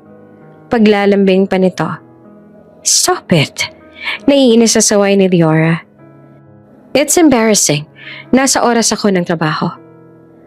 It's fine. Mapapangasawa mo naman ang pasyente mo. Pinanlakihan niya ito ng mata. Parang isang bata na pinagsasabihan. Napag-usapan na natin ito, hindi ba? You need to behave. Ngumisi naman si Cyrus na para pang nang-aasar pa. I'll behave, doktora. Narinig at nakita ng lahat iyon ni Rafa. Tahimik lang ito, pero halatang higpit ng pagkakuyom ng kamay. Maya-maya, habang inaayos ni Leora ang chart ni Cyrus. Dinner later? Biglang tanong ni Cyrus. Let's eat outside? I still have work. Late ako na matatapos sa trabaho ko mamaya. Sagot niya. Nagpout ang binata. So you don't have time for your husband anymore? Husband to be. Itinama niya. Still, your future husband. Sagot nito. Sige na. Dinner tayo mamaya. I'll wait for you. Nag-alinlangan si Leora hanggang sa magsalita si Megan. Pumayag ka na, Doc. Ayos lang naman kung iiwan mo muna sa akin ang trabaho. But, no buts. Singit na Cyrus. We'll have a dinner date later. Tahimik naman nakatingin si Rafa sa kanila. Ang babaeng minsang minahal ni Cyrus na ngayon ay nasa likod na lamang ng eksenang iyon. Sa mga sandaling iyon ay isa na lamang ang malinaw. Si Leora na ang babaeng nagmamay-ari sa lalaking dati ay halos sambahin ni Rafa. Hindi pa rin nawawala ang tensyon sa therapy wing kahit tapos na ang session. Si Cyrus at Leora ay magkatabi. Tila natural na magkasama. Kahit pa may bangayan pa rin ang dalawa, hindi pa rin maitatago ang sweetness at pagiging caring nila sa isa't isa na parehong hindi nila namamalayan. Siya ay may hawak na clipboard. Si Cyrus naman ay may bahagyang ngiti sa labi at natutuwa lamang na asarin siya. Sa di kalayuan, si Rafa ay nakaupo lang sa wheelchair. Pinagmamasdan silang dalawa na para bang may sinasabi ang bawat kilos nila. Mas lumapit si Cyrus kay Leora at marahang hinawakan ng kanyang kamay. Do you think my legs are improving? Tanong nito. Lumingon si Leora sa binata at tumango. Yes, you're responding well to the therapy. Just keep following the program. Wow, ngumiti si Cyrus. My doctor is really the best. May improvement agad sa kondisyon ko while sa past doctors ko. Ni wala malang naging pagbabago. Sa gilid, lalo pang nagdilim ang mukha ni Rafa na halatang hindi na talaga natutuwa sa nakikita. Napapailing si Megan sa likod nila. Pigil ang tawa. Matapos ang huling exercise, nagsimulang magligpit ang mga therapist. Palabas na sana sina Cyrus at Leora nang marinig nila ang boses ni Rafa. Cyrus? Huminto si Leora sa pagtutulak sa wheelchair ni Cyrus at sabay sila na lumingon. When will you come again? Kailangan mo ulit akong bisitahin. Sandaling tumahimik ang paligid. Then, with a calm but firm tone, sinabi ni Cyrus, I'm not visiting you. I'm here for therapy and to see my wife. Napakunot ang noon ni Rafa. Your wife? Yes, my wife. But when will we meet again? Ngumiti si Cyrus pero hindi iyon ang ngiting dati nitong binibigay kay Rafa. Wala nang kahit anong lambing doon. I don't know. But if you need anything, you can tell my wife. My wife can tell me that. We live in the same house anyway. Tahimik lang si Leora, pero ramdam niyang tumitibok ang dibdib niya. Tahimik din si Rafa, pero sa mata nito ay may kirot. Sa loob ng kotse pa uwi, pangisi-ngisi pa rin si Cyrus habang si Leora naman ay nakakunot ang noo. Why did you tell her we're living together? Bigla nitong tanong ni Leora. Sumandal si Cyrus sa upuan. Well, sooner or later, we will be. And besides, I didn't want to get her the wrong idea. Di ko naman talaga siya binibisita. At ayoko rin nagsiselos ka. Napakunot ang noon niya. I'm not jealous. Ngumisi si Cyrus. I know you're jealous. Why would I be? Matigas sa sagot niya. Lumapit ang mukha ni Cyrus. Halos magkadikit na sila. Nafe-feel ko lang? Oh, feeling ka lang talaga. One thing is for sure. Tama ang kung ano mang narinig mo. So you don't need to get jealous. Wika nito ng marahan. I told you, I am a very faithful man. Cheating is not in my vocabulary. At sa sandaling iyon, kahit ayaw aminin ni Leora, may kung anong init ang gumapang sa kanyang dibdib. Tahimik ang therapy wing ng araw na yon. Kakaunti na lamang ang tao sa hallway. Sa maliit na lounge sa dulo ng pasilyo, naroon si Rafa. Nakaupo sa wheelchair nito, mag-isa. Nakatanaw sa bintana habang ang ulan ay marahang tumatama sa salamin. Mabigat ang dibdib nito at kitang-kita din ang lungkot sa mga mata. Ilang sandali pa, narinig nito ang mga hakbang ng lumingon nito ay nakita ni Cyrus na nasa wheelchair din ito na tinutulak ng isang nurse. Cyrus, mahina ang tawag ni Rafa. Huminto ang nurse na nagtutulak sa wheelchair ni Cyrus. Nilingon naman ni Cyrus ang babae. Yes? Malamig ang tinig ni Cyrus sa halata na wala itong balak magtagal doon. Huminga ng malalim si Rafa, tila nag-iipon ng lakas ng loob. I just need to talk to you, please. Saglit na nag-alinlangan si Cyrus.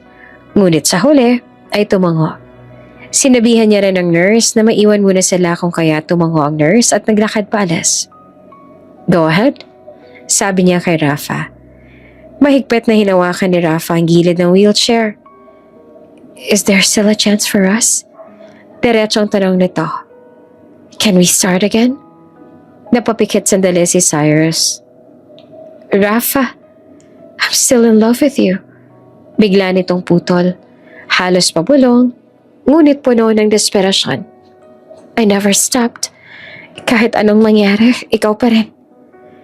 Nanatiling tahimik si Cyrus sa ilang segundo bago marahang umiling.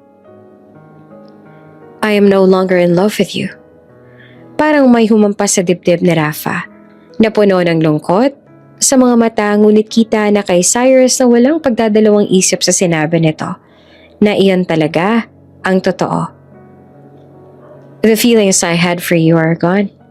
Long gone. Dagdag niya na mas malinaw at matatagang tinig. You cheated on me. You threw away everything I gave you. Binaliwala mo ang pagmamahal ko. Napaluha si Rafa. I made a mistake. I know, but I can change. Cyrus, I swear, I will. Please give me another chance. Tumingin si Cyrus sa babae. Hindi na galit ang makikita sa mga mata. Hindi na rin sakit. Kundi parang ganap ng wala. I already moved on. Wika niya. I am free now. Free from all the pain you caused me. Napailing si Rafa. You can't just forget us like that. I didn't forget. Sagot ni Cyrus. I healed. At saka siya tumingin sa malayo. Tila iniisip ang isang tao. I am a faithful man. Dagdag niya. And I am getting married to the woman I want to spend the rest of my life with. Liora. Napakunot ang noon ni Rafa. What does she have that I don't? Bahagyang umiti si Cyrus. Ibang ngiti. She's strong, sabi niya. She doesn't need to pretend to be someone she's not. She's intelligent, compassionate and brave. She takes care of people not because she wants something in return, but because that's who she is. And when she looks at me, I don't feel like a burden.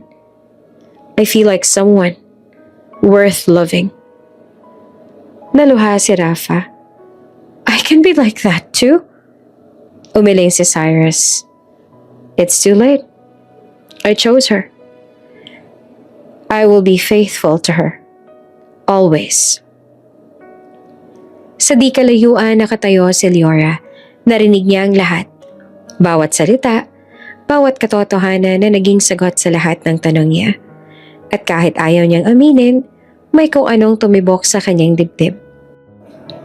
Hindi niya na hinintay pang matagal ang usapan ng dalawa at lumapit siya. Cyrus? Tawag niya. Nagulat ang binata nang makita siya. Liora. Lumapit siya sa wheelchair at marahang hinawakan ng hawakan. Excuse us. Sabi niya kay Rafa at peke pa siyang umiti dito bago niya tinulak palayo ang wheelchair ni Cyrus. Hanggang sa silang dalawa na lamang ang nasa dulo ng pasilyo. Did you hear everything? Tanong ni Cyrus, bahagyang kinakabahan. Tumingin si Liora sa binata. Yes. Hindi na siya nagtanong pa kay Cyrus tungkol sa mga detalye dahil mukhang hindi pa ito handa na sabihin sa kanya. Kaya hinayaan niya na lang at siya rin ang naghatid kay Cyrus pauwi. Tahimik ang buong biyahe pabalik sa Ardentes Mansion. Ang mga ilaw ng kalsada ay dumadaan sa bintana ng sasakyan na parang mga aninong mabilis mawala. Si Cyrus ay nakaupo sa wheelchair sa likod, habang si Liora naman ang nasa harapan. Katabi ang driver. Pareho silang tahimik. Ngunit ramdam ang bigat ng mga salitang naiwan sa therapy wing. Pagdating nila sa mansyon, agad na bumukas ang gate. Ngunit imbes na agad bumaba si Liora, nanatili siya nakaupo sa loob ng sasakyan. Si Cyrus naman ay hindi rin gumalaw. Parang may kung anong humihila sa kanilang dalawa. Liora, marahang tawag ni Cyrus. You can go home if you want. It's already late. Ngunit hindi siya bumaba. Hindi rin siya lumingon. Do you want me to stay? Tanong niya sa halip. Napatingin si Cyrus sa kanya, bahagyang nagulat. I mean, dagdag nito na mas may nahon. You don't have to pretend. I know you're tired. Ngumiti naman si Liora. Hindi yung pilit ng ngiti na ginagamit niya sa harap ng mga tao. I'm not tired, sagot niya. And I don't want to go yet. Hindi na umimik si Cyrus. Sa loob-loob din kasi nito, ayaw din nitong mag-isa at gusto pa nitong makasama si Liora. Makalipas ang ilang minuto, naroon sila sa veranda ng mansyon. Tahimik ang paligid. Ang hangin ay malamig at marahan na humahampas sa kanila. Sa itaas ang langit ay puno ng mga bituin. At ang buwan ay nagniningning na parang isang tahimik na saksi sa kanilang dalawa. Si Liora ay nakaupo sa isang silya sa tabi ni Cyrus, parehong nakatingala sa langit. It's beautiful, bulong ni Liora. The moon? Tanong ni Cyrus. Everything, sagot niya. Ngumiti naman ang bahagya si Cyrus. You know, wika niya, when I was a kid, I used to believe that Moon was following me wherever I go. Napangiti naman si Leora. I used to think that too, especially when I was studying abroad. Every time I looked at it, I felt like it was watching over me. Saglit silang natahimik at saka dahan-dahan nagbago ang tono ni Leora. Cyrus, if you don't mind, tumingin siya sa binata. Can I ask you something? Go ahead. About Rafa, wika niya. Is it really true? Did you two really break up because she cheated on you? Hindi agad sumagot si Cyrus. Parang bumalik dito ang lahat. Ang sakit, ang galit, ang gulo ng gabing iyon. Yes, sa wakas ay sabi nito. She cheated on me. Tumango si Leora. I'm sorry. Huminga ng malalim si Cyrus. You deserve to know the truth, sabi nito. Especially now. Tumitig ito sa buwan bago nagsimulang magkwento. That night, the night of the accident, I already knew everything. Napakunot ang noon ni Leora. Everything? I caught her cheating. Sagot nito. Twice? Napasinghap si Leora. Twice? Yes. The first time I confronted her, she cried, she begged. She promised it would never happen again. I believed her. Humigpit ang kamay ni Cyrus sa armrest. But the second time, I saw the messages. I saw the pictures. And I realized she never stopped. Tahimik lang na nakikinig si Leora. So that night, patuloy ni Cyrus, I asked her to meet me. I wanted to end everything. I couldn't keep lying to myself. Then, what happened? I told her I was breaking up with her. I told her I knew everything. Tumigil sandali ang binata. She went crazy. Napatingin si Leora sa binata. She started screaming inside the car. She denied everything. She accused me of abandoning her. She said I was throwing her away just because she was sick. Napapikit si Leora. Para bang nakikita niya ang nangyari sa loob ng sasakyan na yon na dahilan kaya na-aksidente ang dalawa. I told her that wasn't true, that I loved her, but I couldn't stay with someone who betrayed me. At she grabbed the steering wheel. Sagot ni Cyrus. She said, if I was going to leave her, then we might as well die together.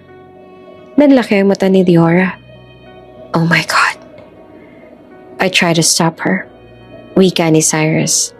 But it was too late. Then we crashed. Marahang huminga si Leora. Ramdam ang bigat ng kwento dahil si Rafa pala talaga ang dahilan kaya pareho silang hindi na makapaglakad ngayon. That's why you both ended up like that. Yes, sagot ni Cyrus.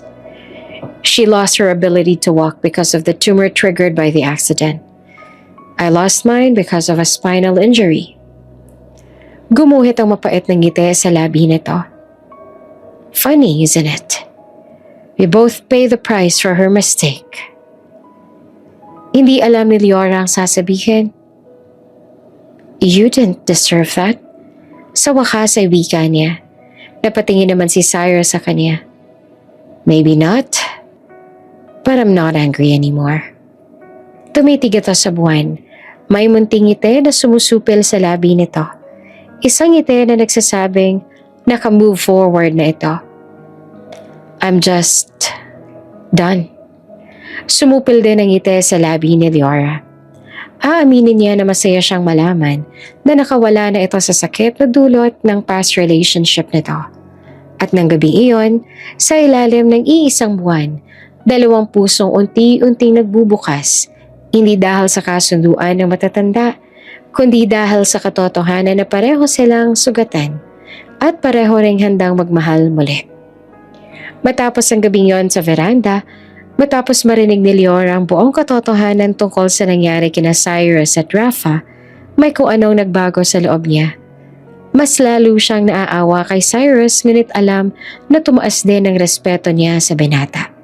At kahit ayaw niyang aminin, ang respeto niya kay Rafa ay unti-unting naglaho. Hindi dahil sa galit, kundi dahil sa nauunawaan niya ang lahat. Ngayon, alam niya na ang buong kwento. Hindi lamang ang bersyon na gustong ipakita ni Rafa, kundi ang katotohanang puno ng pagkakamali, pagtataksil, at desisyon na hindi na mababawi. Pero sa kabila ng lahat, nananatili si Leora na isang profesional na doktor na may tungkulin. At ang tungkulin iyon ay ang alagaan si Rafa. Nang gabing nag-uusap sila ni Cyrus, nilinaw din ni Cyrus sa kanyang dahilan kaya siya naging doktor ni Rafa. Leora, I want you to understand something. Iyon ang sinabi sa kanya ni Cyrus ng gabing yon sa veranda. Kung bakit ikaw ang naging doktor niya? And it's because she asked for you, specifically. Me? Yes, tumango si Cyrus. She said she won't trust anyone else. At bakit mo hinayaan? Telling you the truth, wika ni Cyrus. Rafa still blames me for what happened. Napakunot ang noo ni Leora. She keeps telling herself that if I didn't break up with her that night, the accident wouldn't have happened. She keeps saying that it's my fault she's like this. Cyrus, marahang sabi ni Leora. That's why she wanted you. Patuloy ni Cyrus. She said, if you, my future wife, are the one treating her, then she won't be able to keep blaming me because she knows I won't let you treat her if I hate her. Tumahimik si Leora.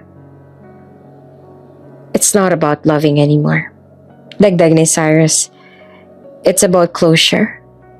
She needs to stop trapping me in her guilt. And I need her to let go.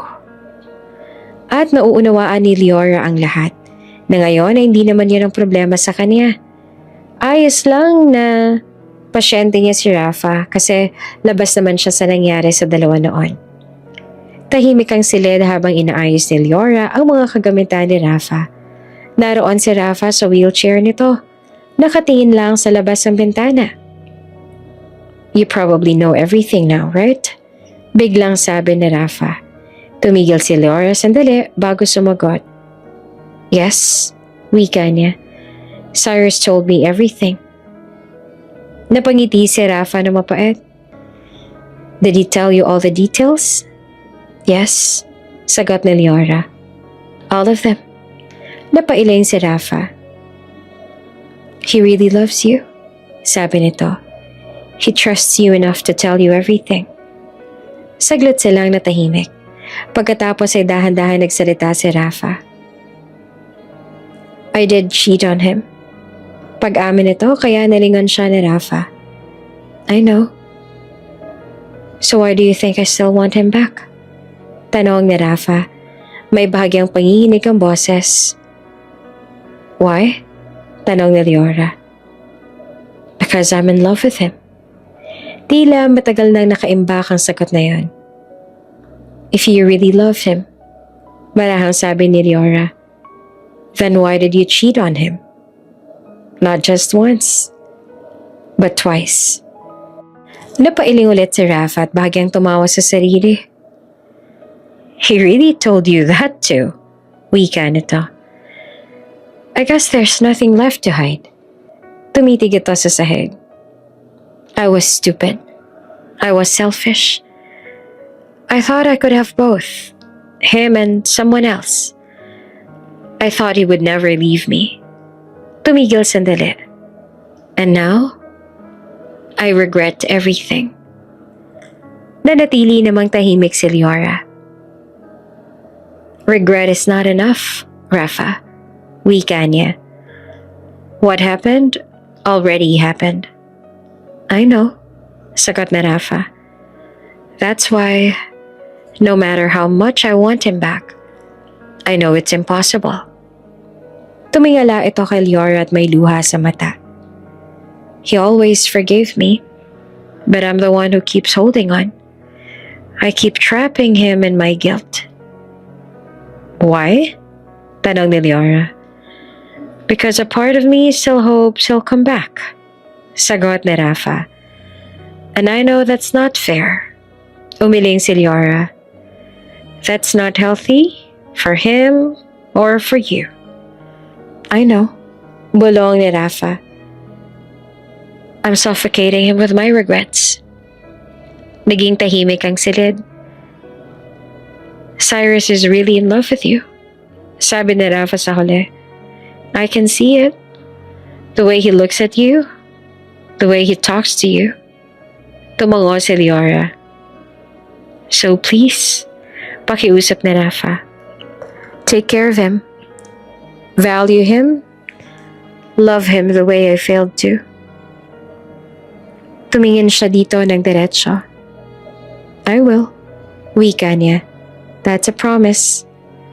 At sa sandaling iyon, kahit pa ganap na gumagaling ang lahat ng sugat, may isang hakbang na silang ginawa patungo sa tunay na paglaya. Matapos ang mabigat at tapat na pag-uusap nila ni Rafa, may isang bagay na hindi na matiis sa dibdib ni Liora. Isang pangako. Hindi niya namalayan kung kailan niya iyon nabuo. Ngunit malinaw na sa kanya nang sabihin niya kay Rafa na aalagaan niya si Cyrus, hindi iyon basta salita lamang. Isa iyong pangakong galing sa puso. At doon niya napagtanto ang isang bagay na bahagyang ikinagulat niya. Napakalaki na pala ng papel ni Cyrus sa buhay niya. Hindi niya ito napansin. Hindi niya ito sinadya. Ngunit sa isang iglap, nakahanap na siya ng sarili na nangakong iingatan ng isang tao.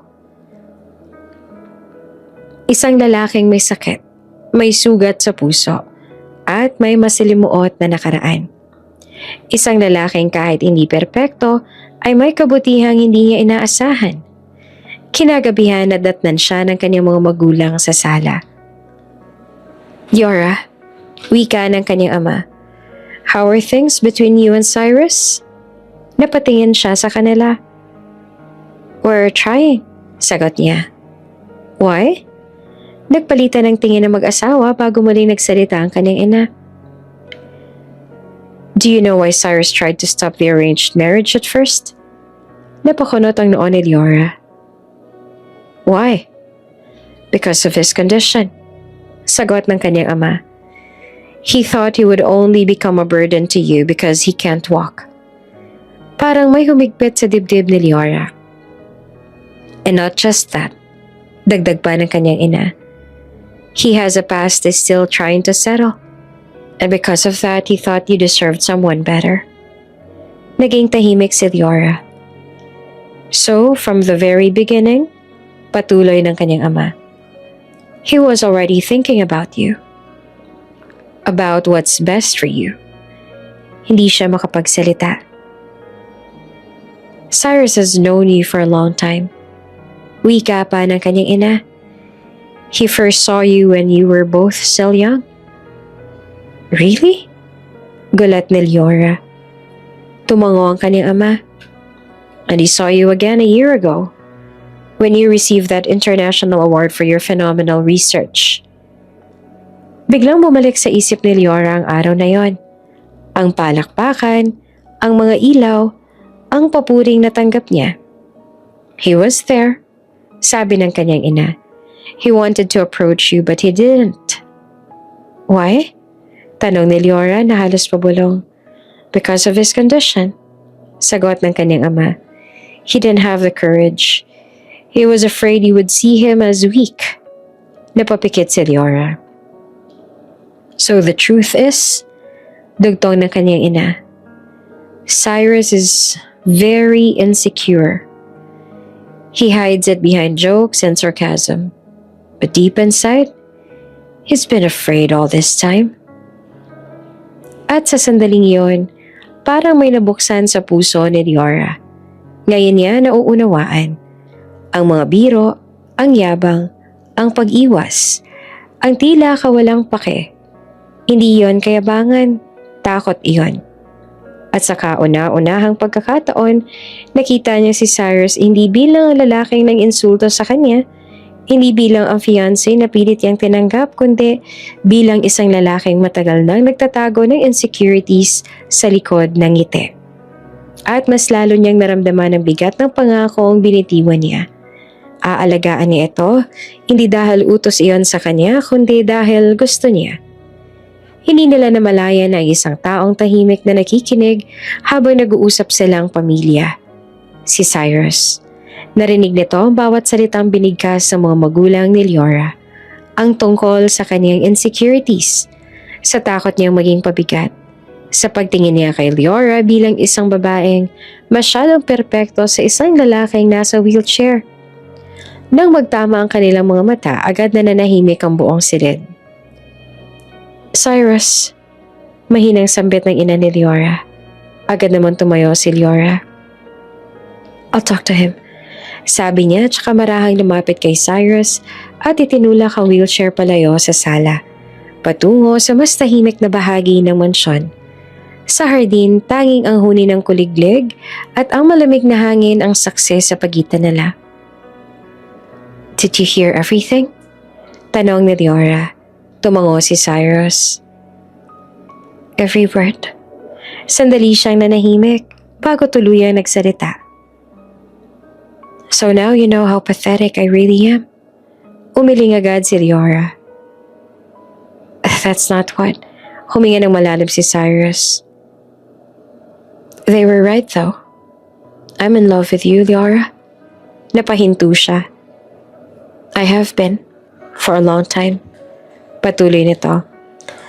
But every time I look at you, I see someone who has achieved so much. Someone strong. Brilliant. Someone who deserves the world. Tumingin nito pababa sa sarili nitong mga paa. And then, there's mine. A man who can't even stand on his own. Lumambot ang boses nito. That's why I tried to make you hate me. I thought if you hated me, it would be easier for you na suwayin ang gusto ng mga matatanda. Easier for you to find someone better. Lumapit si Leora at marahang lumuhod sa harap ng kanyang wheelchair. Pinilit siyang tumingin sa kanya. You don't get to decide my worth. Sabi niya ng mahinahon ngunit matatag.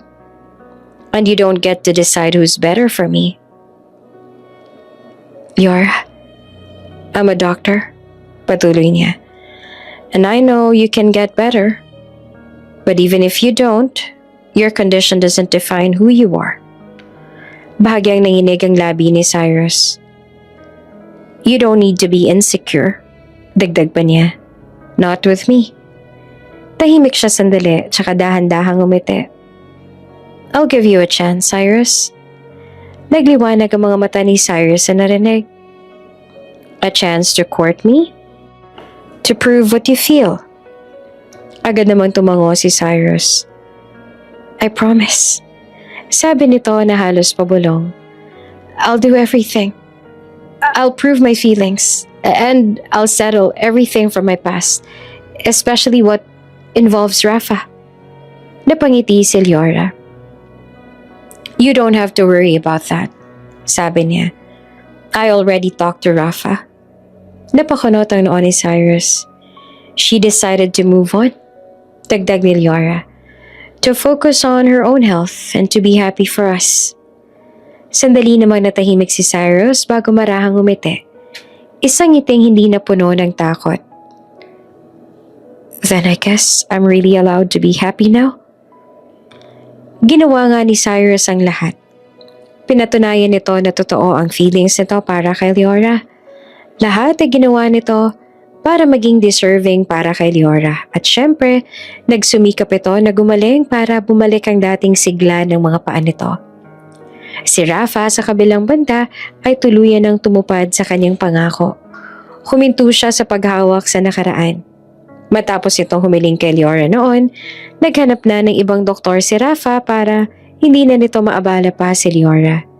Isang hapon, habang tahimik na nagkakape sa therapy center, kinausap ni Rafa si Leora at Cyrus. I'm sorry. Sabi nito habang nakatingin kay Cyrus. For all the pain I caused you.